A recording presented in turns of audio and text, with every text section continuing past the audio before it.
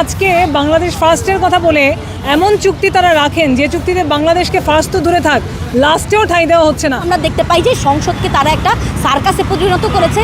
বর্তমান সরকারের বিরোধী দল এবং সরকার উভয়ই কিন্তু এই চুক্তিটার পেছনে সমানভাবে দায়ী। আমরা বলতে চাই, কেউ যদি নিজেদেরকে বলে যে সবার আগে বাংলাদেশ, কিংবা কেউ যদি নিজেদেরকে বাংলাদেশপন্থী হিসেবে নিজেদেরকে দাবি করে, তাদেরকে তো নির্বাচনের 60 ঘন্টা আগে যে চুক্তি করে গিয়েছে মার্কিনীদের কাছে দাসখতের এই চুক্তি, এইরকম একটা অসম বাণিজ্য চুক্তি, একটা গোলামের চুক্তি, আমরা এটা বাতিল করার দাবি অন্তর্বর্তীকালীন সরকারের আমলেও জানিয়েছি এবং এখনো আমরা সেই দাবিতে আজকে সংসদে চলমান অধিবেশনেই যেত এই চুক্তি বাতিলের বিষয়ে দাবি উত্থাপন করা হয়, সেই জন্য আমরা আজকে সংসদে স্মারকলিপি যাব।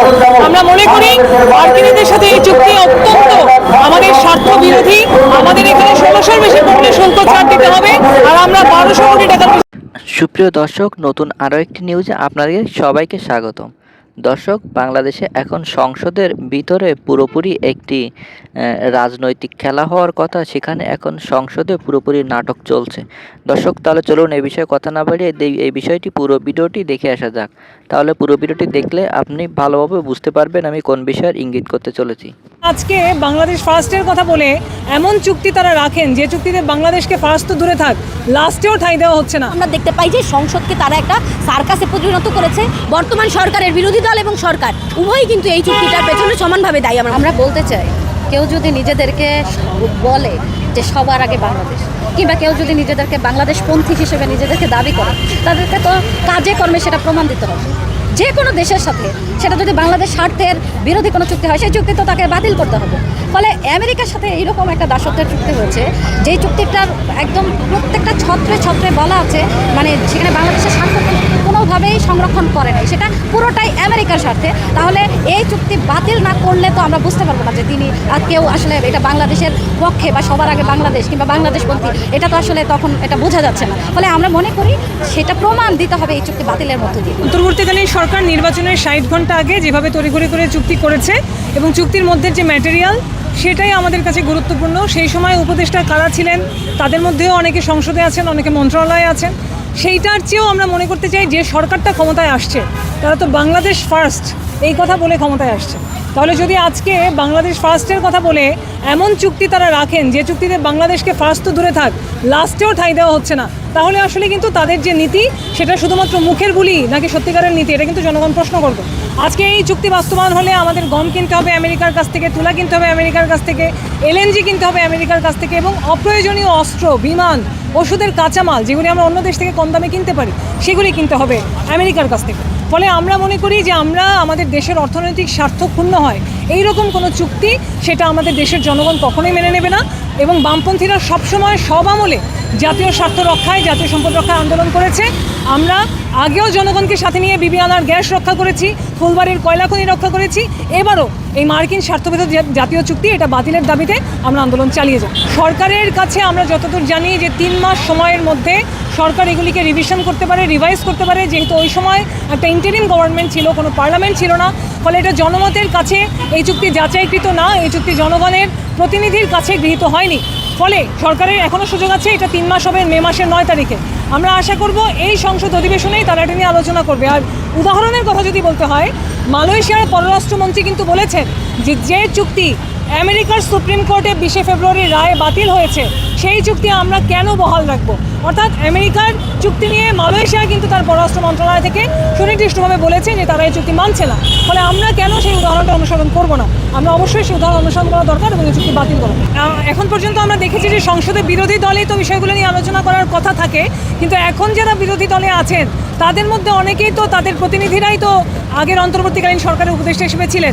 ফলে তারাও এই চুক্তির সাথে প্রক্রিয়াকরণের সাথে যুক্ত থাকতে পারেন বলে জনগণের মধ্যে এই ধরনের ধারণা আছে।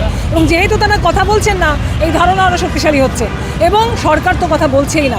ফলে আমরা আশা করব আমরা আজকে যে স্মারকলিপিটি দিয়েছি এটি নিয়ে সংসদে আলোচনা হবে, সংসদে এই জাতীয় স্বার্থবিরোধী চুক্তি নিয়ে আলোচনার ভিত্তিতে এই চুক্তি বাতিল হবে, সেই প্রত্যাশা আমরা রাখছি। চুক্তিটা তো করেছে অন্তর্বর্তীকালীন সরকার এবং অন্তর্বর্তীকালীন সরকারের যারা দায়িত্বশীল ছিল তারা কিন্তু বলেছে যে এই চুক্তির বিরুদ্ধে কিন্তু তাদের কোনো মতামত নাই।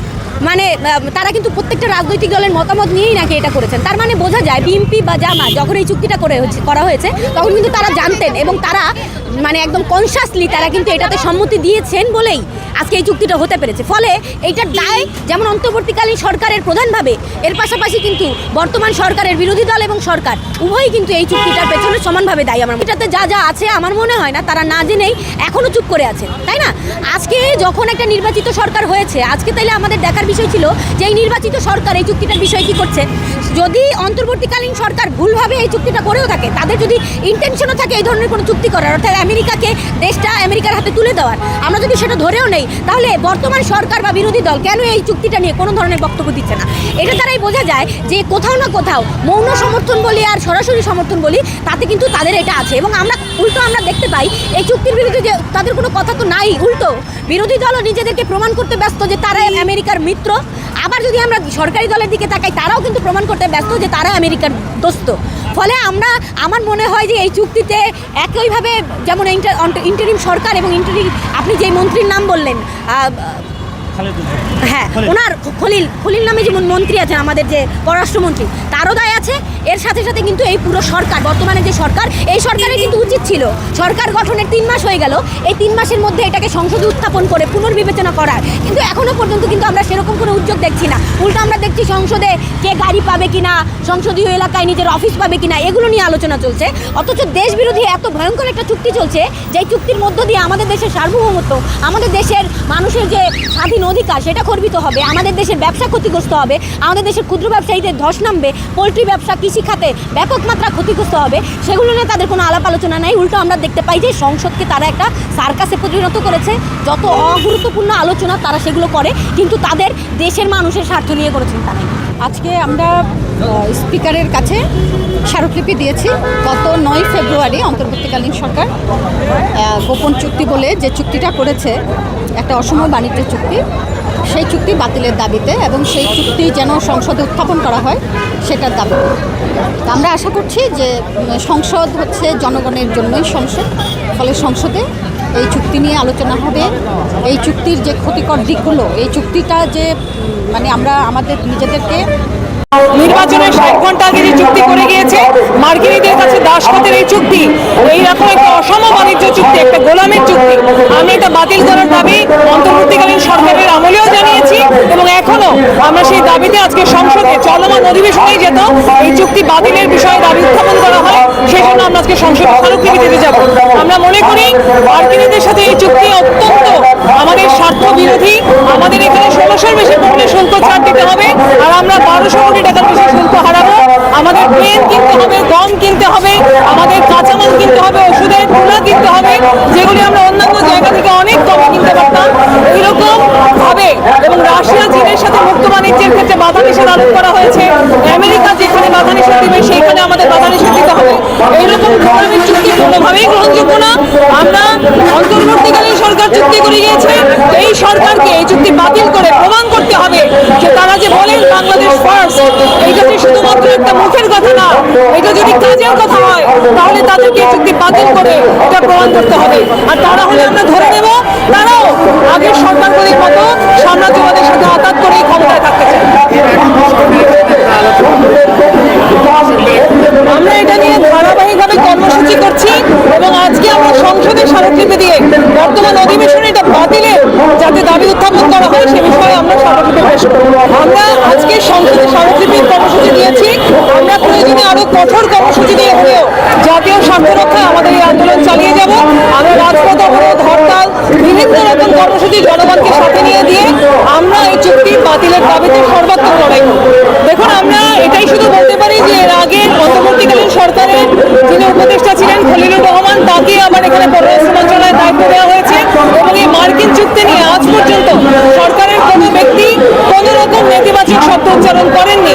এখান থেকে উদ্বিগ্ন হওয়ার যথেষ্ট কারণ রয়েছে এবং এটা ভেবে নেওয়ারও যথেষ্ট কারণ রয়েছে যে সরকার আসলে মার্কিনীদের সাথে একটা আপোষমূলক সম্পর্কে যেতে চায় কিনা। কিন্তু আমরা বলতে চাই